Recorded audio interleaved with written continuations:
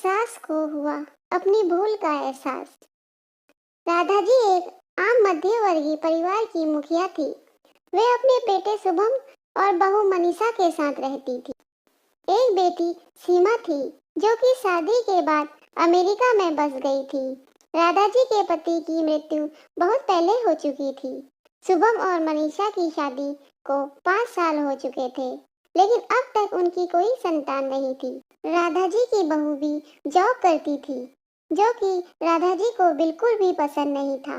वह जल्दी से जल्दी दादी बनना चाहती थी, लेकिन मनीषा और शुभम यह अच्छी तरह जानते थे कि अभी मनीषा को जॉब करना कितना जरूरी था। राधा जी अपने बेटे शुभम से इसके बारे में बात करती थी, तो शुभम किसी न किसी बहाने से उनकी बातों को टाल देता था। इसलिए वह मनीषा को ही परेशान करने के बहाने ढूंढती रहती थी ताकि वह अपनी जॉब छोड़ दे। और अभी कोरोना काल में तो मानो उसकी मुराद पूरी हो गई थी। हालांकि वह दिल की बुरी नहीं थी, लेकिन पोते की चाह में वह न चाहते हुए भी ऐसा कर जाती थी। अपनी उम्र की सहेलियों को दादी बनता देखकर उसका मन भी दुखी रहता था। उस दिन भी कुछ ऐसा ही हुआ। ऑफिस के काम की वजह से मनीषा देर तक सोती रही और राधा जी को अच्छा खासा मौका मिल गया था। ये क्या बहू, अभी तक सो रही हो? पता है 10 बज गए हैं। शुभम भी बेचारा कब से उठकर ऑफिस का काम कर रहा है और तुम हो कि अभी तक सो रही हो। चलो अब उठकर सबके लिए चाय नाश्ता बना लो। मुझसे कुछ होता नहीं, वरना तुम्हारे भरोसे कभी न रहती, खुद ही सब कर लेती। मनीषा, सॉरी माँ जी, बहुत देर रात तक काम चलता रहा, इसलिए सुबह ही सो पाई, इसलिए समय का पता ही नहीं चला। आप आगे चलिए, मैं जल्दी से उठकर आती हूँ। सास, हाँ हाँ ठीक है, मेरा कुछ नहीं, पर शुभम को देख लो, उसे कुछ चाहिए तो नहीं? कब से उठा है बेचारा। हे भगवान, मुझे जल्दी से ठीक कर दे ताकि मैं अपने बेटे का ध्यान रख सकूं। दरअसल कोरोना वायरस की बढ़ती बीमारी की वजह से पूरे शहर में लॉकडाउन लगा हुआ था, इसलिए काम वाली बाई भी अभी तक नहीं आई थी। मनीषा खुद इंटरनेशनल कंपनी में काम करती थी। उसका ऑफिस का टाइम निश्चित नहीं रहता था, अधिकतर उसे रात देर तक काम करना पड़ता था। कल भी उसका काम देर तक चलता रहा, इसलिए वह देर तक सोती रही। मनीषा नहा कर आई तो देखा उसकी सास अपने कमरे में अपनी सहेली से बात कर रही थी। बातचीत में अपना नाम सुनकर मनीषा सास के पास जाकर सुनने लगी। सास, अरे शारदा, तुम भी अपनी बहू को ज्यादा सर पे मत चढ़ाओ। बहू को ज्यादा उड़ने दोगी तो कल को अपनी नौकरी के चक्कर में वह तुम्हें ही घर की नौकरानी बनाकर छोड़ेगी। मैं तो भाई शुरू से मनीषा की नौकरी करने के खिलाफ थी। अब करे नौकरी सो करे, पर घर का साथ साथ काम भी करना चाहिए। मैं तो बदन दर्द का बहाना बनाकर बैठ जाती हूँ, नहीं तो सारे काम का बोझ मेरे सिर पर आ जाए। मैं कोई मुफ्त की नौकरानी थोड़ी हूँ, मैं भी कभी नौकरी करती थी। सास की बात सुनकर मनीषा की आंखों में आंसू आ गए। वह जिस सास को बीमार समझकर उसकी दिन रात सेवा करती थी, उसे एक गिलास पानी तक का नहीं उठाने देती थी। सारा दिन घर का काम और रात को ऑफिस का काम करके थकान से चूर होकर भी उफ तक नहीं करती थी। उसका यह फल मिला।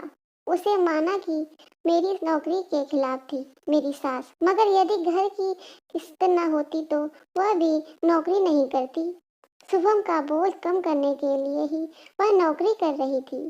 खैर, अभी के मुसीबत के समय सास से किसी चीज की बहस करना सही नहीं है, जिससे घर का माहौल खराब होगा। इसलिए वह उसकी बात को नजरअंदाज करते हुए वहां से चली गई। दूसरे दिन सुबह राधा जी की बेटी का अमेरिका से फोन आया। सीमा की सास उसके पास अमेरिका में रहती थी। आदत के अनुसार राधा जी ने सीमा की सास की बुराई करनी चाहिए, वैसे ही सीमा ने उन्हें डांट दिया। माँ, आप तो बिल्कुल भी माँ जी के खिलाफ अनाप शनाप नहीं बोलेंगी। पता है, आपके चक्कर में आकर मैंने अपने सास के साथ कितना बुरा व्यवहार किया, लेकिन आज मुझे उनकी कीमत पता चली है। तुम तो उनके यहाँ पे आने के खिलाफ थी, मगर आज अगर वे न होती ना माँ, तो न जाने हमारा क्या हाल होता। तुम्हें तो पता ही नहीं कि मेरी नौकरी करना कितना जरूरी है।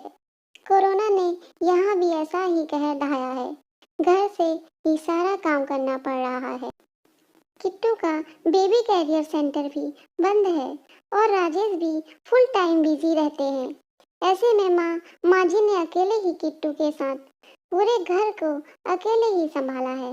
मुझे कुछ भी नहीं करने देती। अगर वे न होती ना माँ, हमारा क्या होता, ये सोचकर भी मेरे रोंगटे खड़े हो जाते हैं। सच में माँ, वे कोई साधारण महिला नहीं, मेरे लिए तो वे देवी के समान है। मेरे इतने अपमान करने के बावजूद भी वह इतना काम करती हैं। सीमा रोने लगी। सीमा की बात सुनकर राधा जी की आंखें भी भर आई। उन्हें अपनी भूल का एहसास हो गया।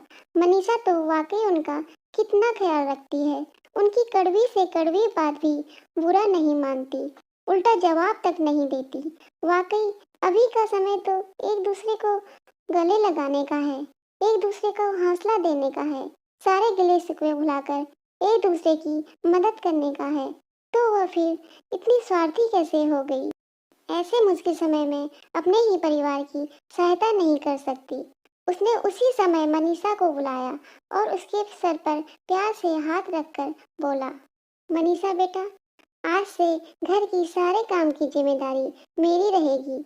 मैंने आज तक तुम्हें जो भी कहा और किया उसके लिए सॉरी। चलो अब तुम जाकर अपना काम करो, मैं खाना बना लूंगी। इधर सास का बदला रूप देखकर मनीषा की भी आंखें भर आई और अपनी सास के प्रति मन में पहले जैसा सम्मान वापस आ गया। तो दोस्तों, हमारे जीवन में भी मुश्किलों का समय आता ही इसलिए है कि हमें एक दूसरे की अहमियत पता चले।